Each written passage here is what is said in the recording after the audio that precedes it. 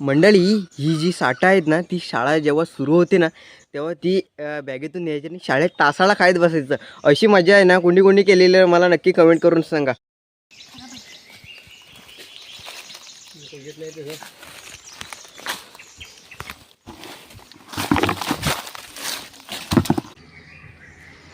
नमस्कार मंडळी, कोकणातल्या आणखीन एका गावाकडच्या ब्लॉगमध्ये मी देऊन आपल्या सर्वांचं मनपूर्वक स्वागत करतो. मंडळी, खरं तर आजचं काही वातावरण इतकं काही खास नाही. खरं तर आज सकाळपासून ढगाळ असं वातावरण सुरू झालं आहे.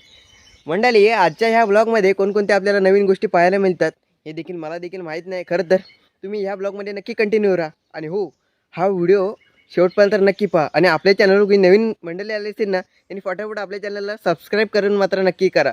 तर चला मंडळी, झटपट व्हिडिओला सुरुवात करूया. मंडळी, आजचं थोडं वातावरण बघा, ढगाळ असं वातावरण सुरू आहे आणि त्याचबरोबर या निसर्गाच्या सानिध्यामध्ये खरं तर तिकडे ना रानकोंबडा काहीतरी ओरडतोय. ते बघा तिकडे खालती आवाज येत असेल कदाचित.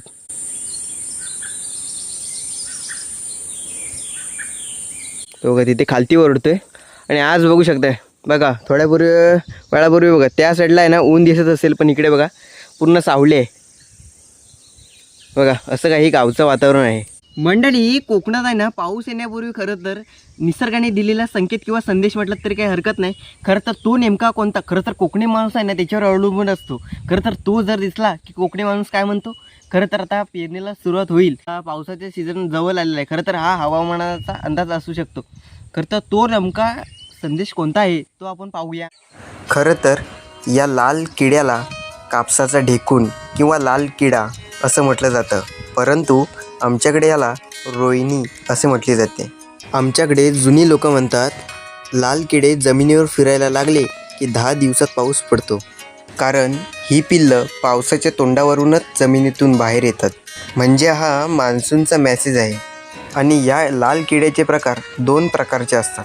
खरं तर हा एक प्रकार जो झुरल्यासारखा आपल्याला दिसत असेल आणि दुसरा म्हणजे तो कोळिनीसारखा असतो. कोळिनीसारख्या दिसणाऱ्या किड्याचे वैशिष्ट्य म्हणजे त्याच्या अंगावर गुलाबी रंगाचे मखमली जणू गोंडस आवरण असते. तो दिसायला गोंडच असतो, त्यामुळे निसर्गातून पटकन डोळ्यांना दिसतो. मंडळी, हा जो भाकरीसारखा पदार्थ दिसतोय ना, त्याला तुमच्याकडे काय म्हणतात मला कमेंट करून नक्कीच सांगा. खरं तर आमच्याकडे याला ना साठं म्हटली जातात. खरं तर ही आंब्यापासून बनवली जातात. काही ठिकाणी याला आंबापोळी वगैरे म्हणतात. बघू शकता कशा प्रकारे आहेत ती. आणि ही साठं कोणती कोणती खाल्लीत ना मला कमेंट करून नक्कीच सांगा. खरं तर हे सर्व क्षण अनुभवण्यासाठी खरं तर कोकणामध्ये यावंच लागते.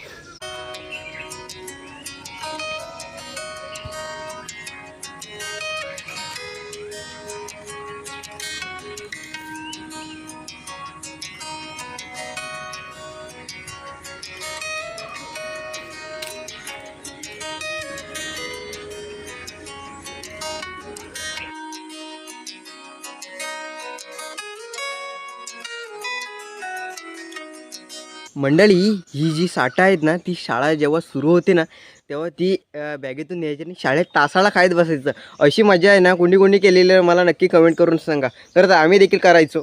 सो अशी काही मजा असायची. खरं तर साठं न्यायचो. परत ती अळूची उसरी बनवली जाते. खरं तर आता अळूची उसरी काही केलेली नाही. खरं तर आमच्याकडे थोडे अळू यंदा काही लागलेलं नाही असं म्हणा वाटलं तरी काही हरकत नाही. खरे तर यंदा भरपूर जंगलामध्ये फिरलो, पण अळू कुठे काही दिसले नाही. कुठे क्वचित मिळाला तर ठीक होतं, नाहीतर नाही अळू कुठे. सो असं पण गेल्या वर्षी देखील अळूची उसरी देखील बनवलेली होती. सो अशी काही मजा असायची ना, ती काही वेगळीच असते राव. त्याचबरोबर मंडळी, आमच्याच घराच्या पाठीमागे आहे ना, खरं तर आलो होतो आणि इकडे बघू शकता भारंगीची भाजी बघा आपल्याला पाहायला मिळाली. हे बघा, ही ही जेव्हा भाजी आहे ना, जेव्हा तिची हातावर थोडी प्रेस केलीस ना, तेव्हा तिचा वास आहे ना थोडा कडवटचा येतो. खरं तर आता पाऊस पडायला लागला की थोड्या भाज्या वगैरे रानभाज्या वगैरे लागायला लागल्या ना, तेव्हा ही भाजी आहे ना, हिचा आस्वाद आपल्याला पाहायला मिळतो. खरं तर ही भाजी लागते ना, कोळीम किंवा जवळा म्हणतो आपण तिला. कोळीम वगैरे टाकला ना, ते अप्रतिम भाजी होती, जबरदस्त लागते. बघू शकताय. हां.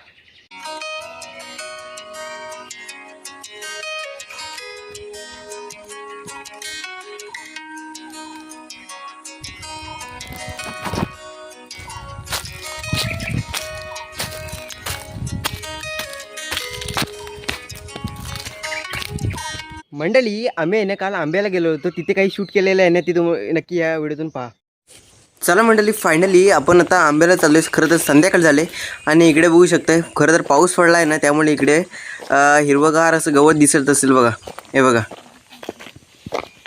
बघू शकताय. खरं तर आता आंब्याला आलो आहे खरं, पण सोबत पिशवी आणली आहे, एक पोतली आणलेली आहे आणि एक टब सोबत घेतलेला आहे.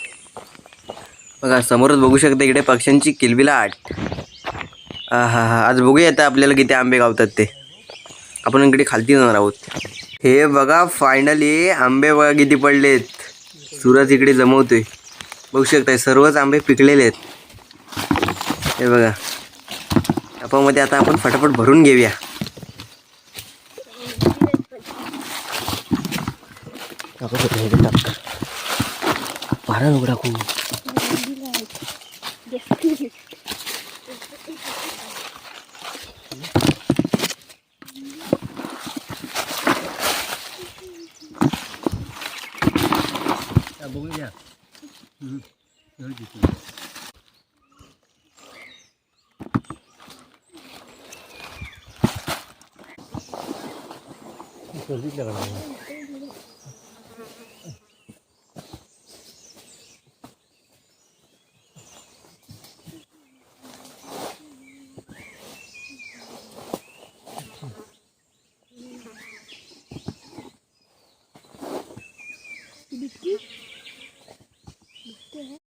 खरं तर मंडळी आम्ही फटाफट आंबे ते पिशवीमध्ये भरून घेतलेले आहे आणि खालती देखील एक टब आहे, तो बघा, तो पूर्ण एकदम टब भरलेला आहे. आणि इकडे पाऊस पडण्याच्या अगोदरची करवंद बघा पिकायला देखील सुरुवात झाली. बघू शकता इकडे करवंद. हा, चला आता आपण फटाफट तिकडे जी काही वरती आंब्याची रास पडलेली आहे ना, ते जमा करून घेऊया.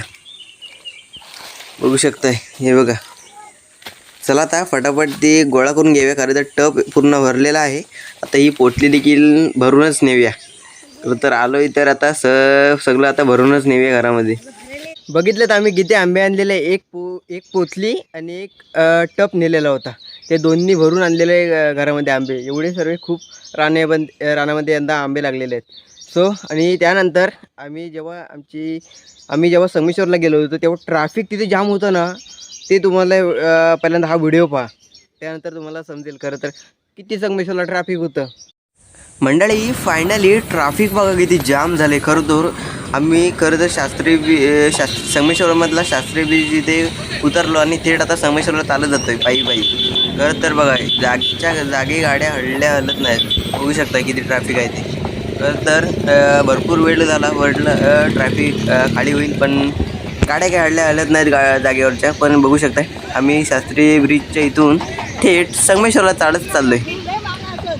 बघा संपूर्ण रांग बघा किती आहे ते. मोठमोठे ट्रक वाहनं बघू शकता किती आहेत ते. मग ते एवढं ट्रॅफिक जाम आहे ना. खरं तर आम्ही चालत जातो. खरं तर अजून काही लोक आहेत ना, ती बहुतेक आमच्या पुढे गेली चालत.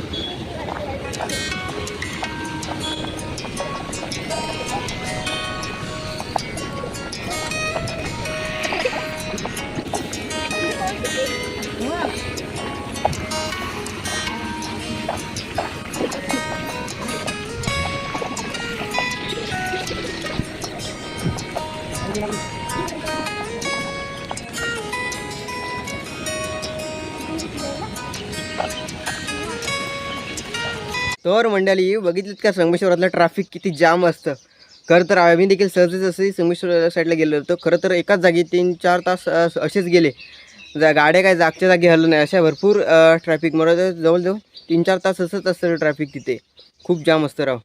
तर असं जे काही तिथे थोडंफार कॅप्चर केलेले होते ते म्हटलं तुमच्यापर्यंत थोडक्यात दाखवावं. तर मंडळी फायनली हा छोटासा ब्लॉग तुम्हाला आवडले असेल तर नक्की लाईक, शेअर आणि सबस्क्राईब करायला विसरू नका. तर मंडळी तुर्त या व्हिडिओची रजा घेऊया. आणि हो मंडळी, हा व्हिडिओ तुम्ही कोणत्या जिल्ह्यातून किंवा तालुक्यातून पाहताय हे देखील मला कमेंट करून नक्कीच सांगा. तर चला मंडळी, व्हिडिओची आता एंडिंग करत आहोत आणि भेटूया अशाच कोकणातल्या नवीन व्हिडिओमध्ये. तोपर्यंत टाटा बाय बाय. कोकण आपलं तसे काळजी घ्या.